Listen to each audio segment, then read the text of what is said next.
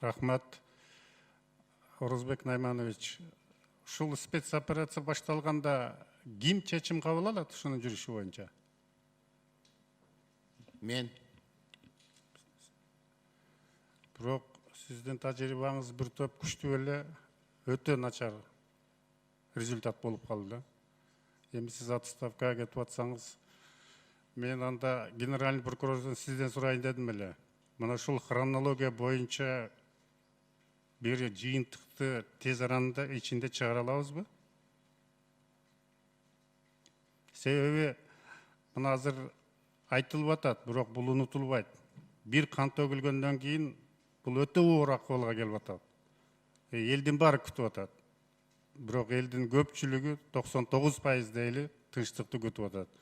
Ошол тынчтык болуш үчүн биз ошондой жаралган маселелерге жоопту так анан туура берсек убагында. Азыр бүгүнкү күндө 7 август боюнча жогоруда айтып өтүштү.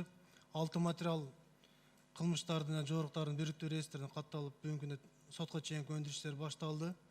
Ал сотко чейинки өндүрүштөр боюнча тергөө топтор түзүлдү. Анын ичине аскер прокуратурасынын тажрыйбалуу тергөөчүлөрү, ГКМБнын тажрыйбалуу тергөөчүлөрүнөн, Ички иштер министрлигинин тажрыйбалуу тергөөчүлөрүнүн группа бүгүнкү күндө иштеп жатат. Тийиштүү экспертизалар дайындалып, массалык маалымат каражаттарына, интернетке булактарына чыккан бардык жанагы тасмалар алынып, бүгүнкү күндө изилдөө жүргүзүп, хронологиясы менен ушул кылмыштын иштин жыйын тез арада биз буга баа берип, ишти аягына чыгарганга аракет кылабыз. Урматтуу премьер-министр, менин суроом сизге. Мына жаман нерсе болду. Бирок бул бир эле экс-президентти коргоо издеп эле барып болгон жок да, башка дагы көп маселелер бар. Биз ошолордун баарын маселесин чечишибиз керек. Ушул боюнча кандай маселелерди оперативдүү кабыл алганга даярданып атасыз? Же уже тапшырма бердиңиз, барбы чечиле турган маселелер? Коомдо бир топ нааразычылыктар бар, башкача, ошолор кошулуп атат мынга. Эми жалпы суроо бердиңиз, кайсы эң башкысы биз азыр өкмөттүн конституцияда жазылган милдети бул коомдук тартипти сакташ керек, ошону камсыз кылышыбыз керек. Экономикалык маселе ушунга түрткү берип атат. Элдердин барып, кошо туруп, колдогонуна. Нааразычылыктарды соцсеттерден, башка жактардан көрүп атасыз эми. Ошонун дагы бир бөлүгү туура да, баары эле чын деп айтыш кыйын. Бир бөлүгү туура да, сиз деле моюнга алсаңыз керек. Ошондой кемчиликтер биздин өкмөттө, бизде болуп атат деп. Социалдык маселелер чечилип атат, чечилбеген маселелер көп. Бирок мындай жол менен чечилбейт да. Укуктук мамлекетте мыйзамдын чегинде чечилет бардыгы.